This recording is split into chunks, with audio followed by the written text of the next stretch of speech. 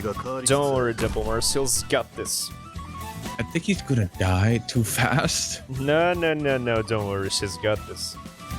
Isn't this the stage where they keep throwing a bunch of No, Double, suicide drones? Okay. don't worry. Don't worry. Just you wait. Oh my god. Ready? Oh, look at her go. She has to be not Look at her go, attacking. Double. Okay. Look at her She's go, attacking. Double. Sorry, she's attacking. She's got this. Done. You happy?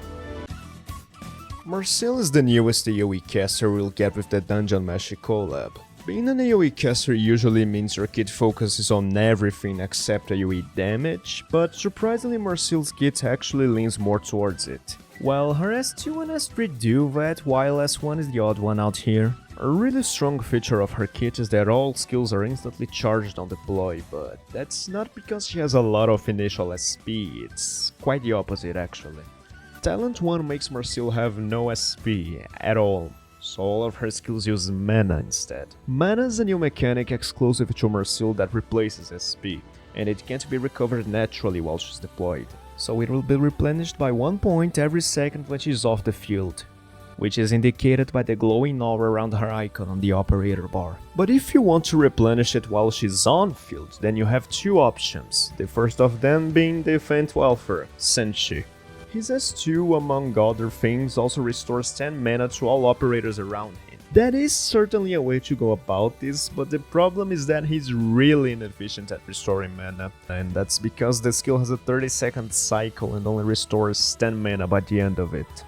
With Marcille having an 80 mana pool, it would take him 240 seconds to restore all that, which is 3 times slower than just waiting for her to recharge it all off field.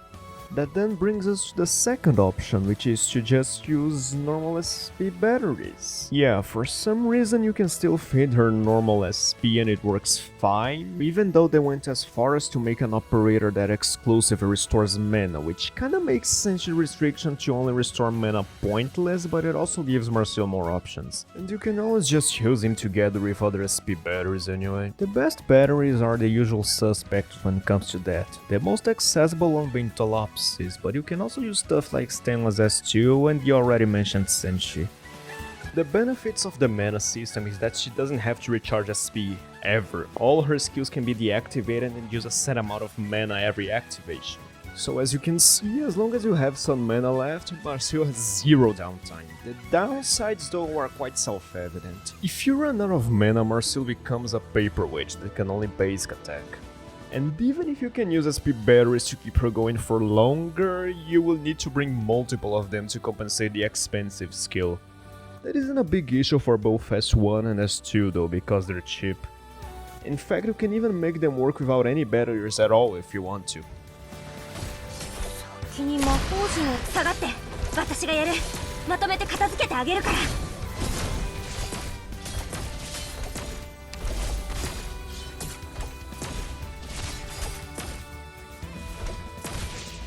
As you can see here, S1 basically turns Marcille into a medic, and she actually has a great healing potential and everything works out. S1 gives Marcille a huge attack boost and makes so when no enemies are in range, she starts healing allies instead at the cost of 2 mana per heal. Something you might have noticed if you read the skill though is the chant mechanic. That's another exclusive gimmick present in all of her skills. Basically, Marcille needs to chant her spells before being able to use her skills, which is a huge demerit for her other skills, but for S1 in specific the chant is very fast. And because it's so fast, I'm just gonna ignore it for now until we get to her other skills. But back to S1, it's a very strong healing skill that can keep up with a lot of pressure, and that's because Marcille is able to heal for up to 2.9k per attack. She's actually one of the strongest healers in the game. If you want to simply sustain, Marcille S1 would be better than Susurro S2.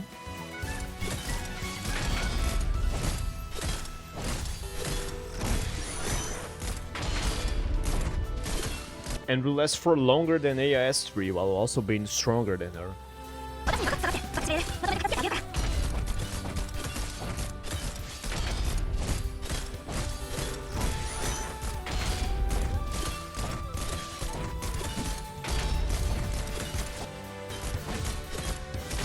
His skill isn't without its share of problems though.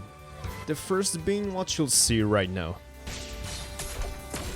急げ滅びでことこと釣りは禁物だ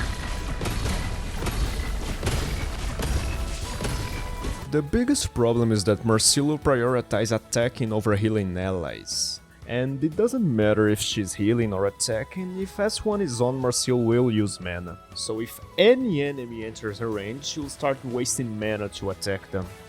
You certainly can use this skill to do damage if you want to, but there's no way to smoothly transition between healing and dealing damage. Meaning that the most you can do is try to account for enemy pathing on deploy, but that can still lead to awkward scenarios as she doesn't heal when you want to. So even though she's a very potent healer, you do have to play around her restrictions, being the mana thing, making sure to deactivate S1 when it's not needed, or using SP barriers to just skip the whole micro energy bullshit. You also need to make sure to position her correctly so she can maximize her healing, while not wasting mana and having your ops almost die to enemies entering her range. Marcille's one is very strong when it's working properly, but it does require more thought. Just make sure to never let the mana run out though, that's the most important thing. 少し激しい調理をしても悪く思わないでよ Or you run into some unpleasant situations like the one on screen right now.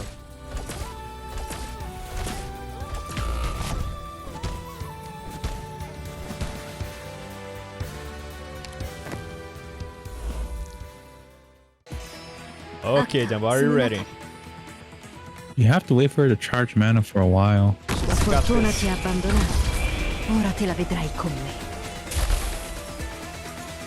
Just let her charge her skill, Dumbo.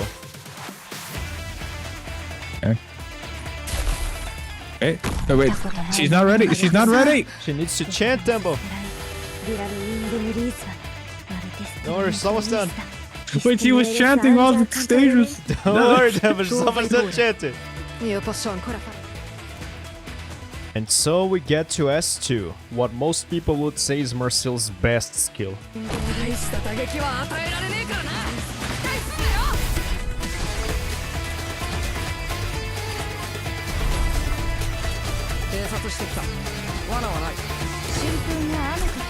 If we look at the first part of the skill, it's really nothing that crazy. Marcille just consumes 35 mana and gets an attack boost. Her attacks also get a slow effect. She also has to change for 11 seconds on this skill, so that can actually affect X2 a lot this time. And you'll actually notice this time around whenever you deploy her.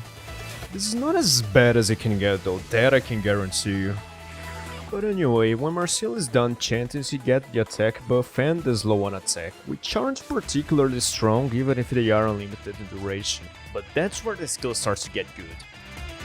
You can manually deactivate S2, and when you do that, Marcille will activate it again, but this time the skill will also give her +1 range, +60 attack speed, and will stun the main target of her attacks. The only annoying part is that she'll need to chant again, but when she's done, you will get what's essentially the AS2 power creep.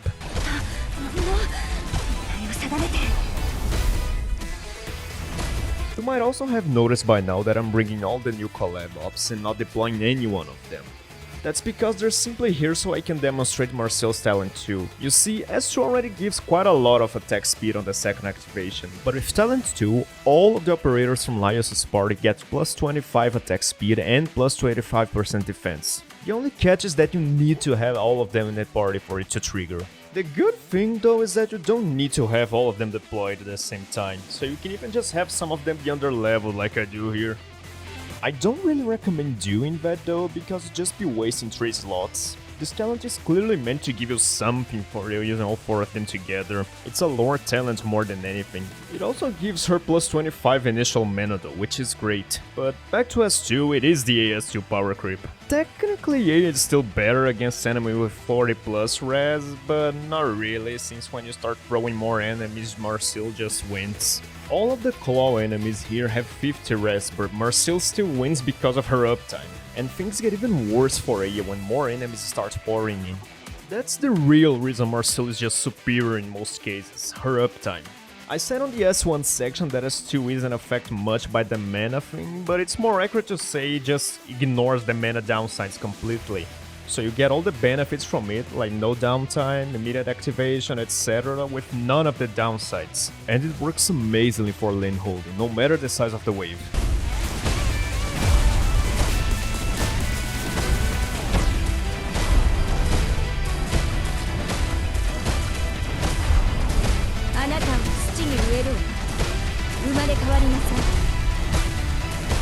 It's a great AFK skill and the biggest selling point of her kit for most people.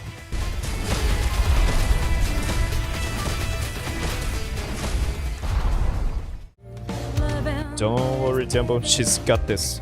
He looked very confident. Of course she is. See, she just said, leave it to me. She did not say that. She did not say that.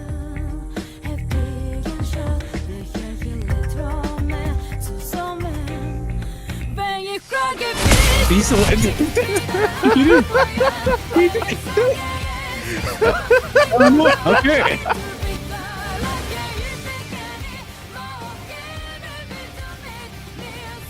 Yes, Marcille S3.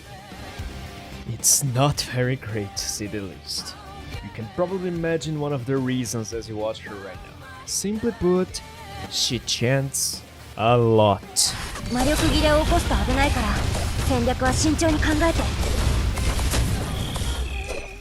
What you saw there was actually the second part of her S3. It gives you the option to let Marcille chant for 10 more seconds, for a 15 seconds total. If you do that, then Marcille will use all of the mana she has stored. And for every 8 mana she uses, she will release one additional explosion. This is meant to be a nuke where you just use all of the resources available.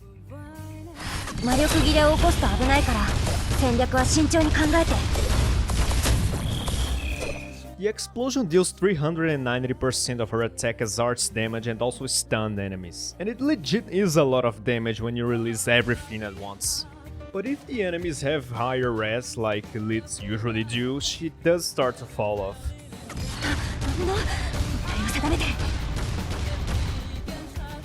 This wouldn't be an issue per se, since it's just how arts damage works, but what makes this a big issue is the cost you pay for that result.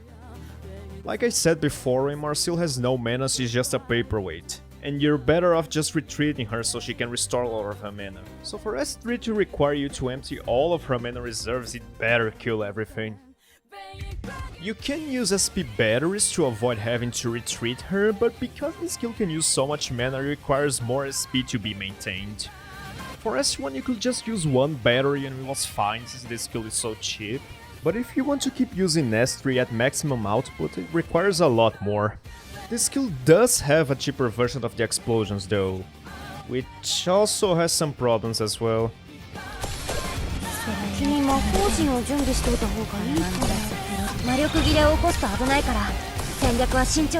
You can choose to deactivate S3 after just 5 seconds and she will unleash only one explosion, which does help with the mana consumption, but it's a lot weaker too. Not to mention the fact that you will still need to chant for 5 seconds for each explosion. And honestly, at that point just use S2 already as a more consistent option, because even if it deals less damage, you'll have no downtime at all with it, and you won't have to keep constantly clicking Marcille for successive activations.